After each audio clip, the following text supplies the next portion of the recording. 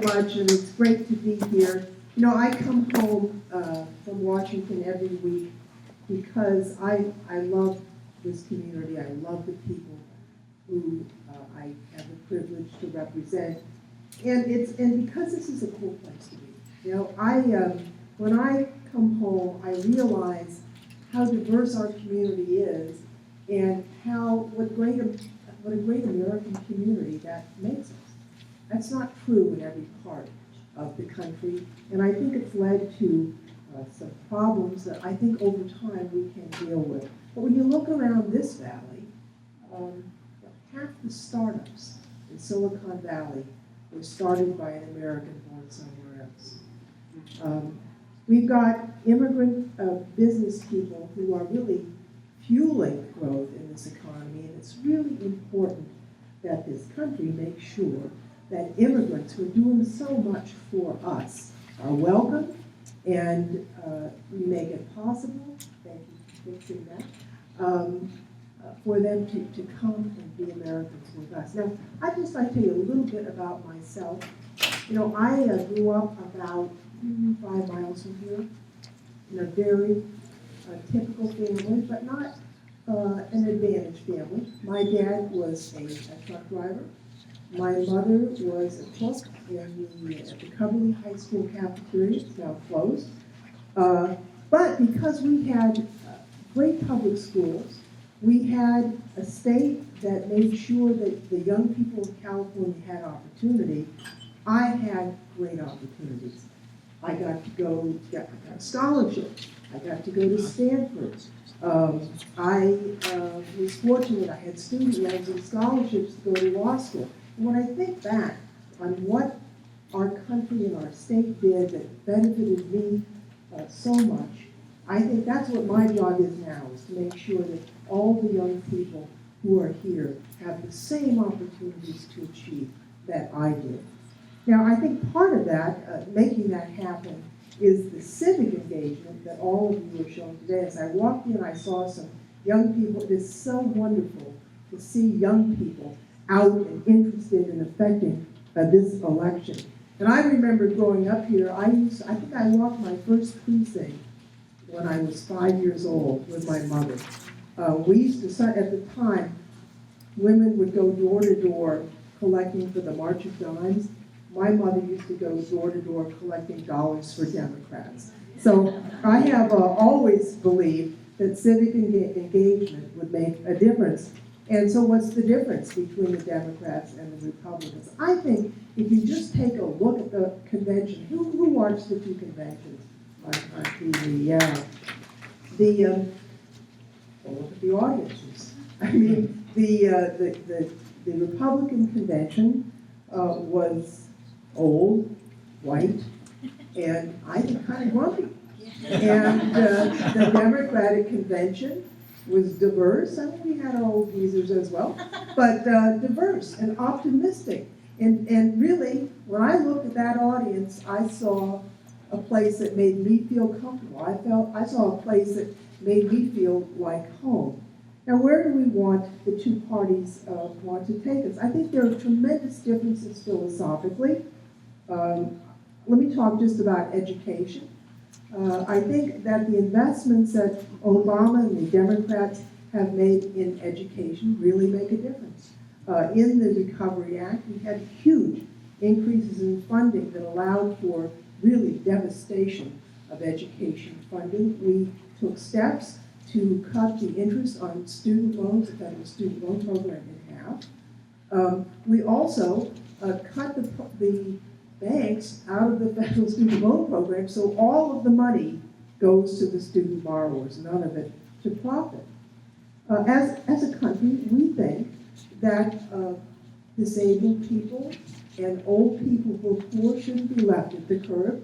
We're a country about all of us moving forward together. And so these risky plans to eliminate Medicare and to eliminate, they say privatize, but it amounts to the same thing, Social Security are not something we're for. We're not going to be a great country if we've got a nation of poor old people. That's not the kind of country we want to have. And finally, I want to talk a little bit about immigration because it's something I have spent so much of my life working on.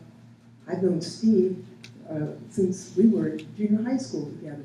But right after I got out of college, I started working on immigration matters. At one point, I was an immigration lawyer. I taught immigration law at the University of Santa Clara Law School, and I have chaired the immigration subcommittee, and now I'm the senior Democrat on the committee. And where the Republicans want to go and where we want to go is markedly different. Every week, we have a hearing about how immigrants are basically at fault for every problem in the United States. And I call out to my colleagues to say, we are a great country because of immigration. My grandfather was an immigrant, and every person in the U.S. Congress, with the exception of a handful, really one Native American, says the same thing. So are we going to cut off our future? Because what made us great was the immigrants with enough get up and go to get up and go and come here. And if we want a big future, we're going to make sure that happens. But that is not the direction that they want to take. I think some of it is anxiety about diversity, honestly. When you talk privately to some of the Republicans, diversity is having Methodists and Baptists in the same town. It's not what we're used to here in our community. So I think that if we're able to take the White House once more for our President Obama, I'm hoping that through your efforts we can also reclaim the 25 seats that are necessary to put the Democrats back in the majority in the House of Representatives.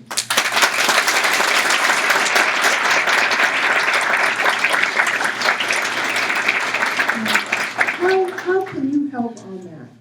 I very much appreciate the warm welcome that I've received. I take no elections for granted, but I do note that I received 67% of the vote in the primary. Anna SU, Mike Honda, similar amounts. We do have, however, nearby candidates who really, really need your help and contributions. Dr. Ami Berra is running out in Sacramento County against Congressman Dan Lundgren. Dr. Berra has an opportunity to actually pick up this seat. He is a tremendously intelligent, educated, distinguished individual, ran the county health department. He would do us proud if he were in the Congress. Jose Hernandez out in the Central Valley. This is a guy, amazing American story. He was a farm worker. He and his family, they were picking in the fields. And but he had a dream. He wanted to be an astronaut. And he went from those fields to getting his PhD. He was told that, well, in addition to having his PhD, he also needed to be able to speak Russian, so he learned Russian. And eventually he became an astronaut and went into space, and now he's running for Congress. Julia Brownlee, a distinguished member of the Assembly, is running down in Ventura County.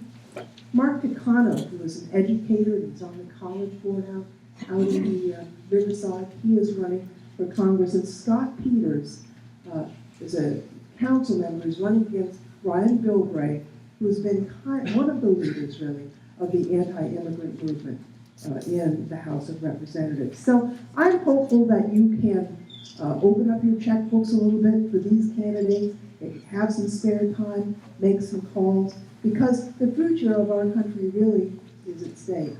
It's about immigration, but it's about more than that. It's about the American dream. It's about making sure that young kids who are living in families like mine have the same opportunities that I have.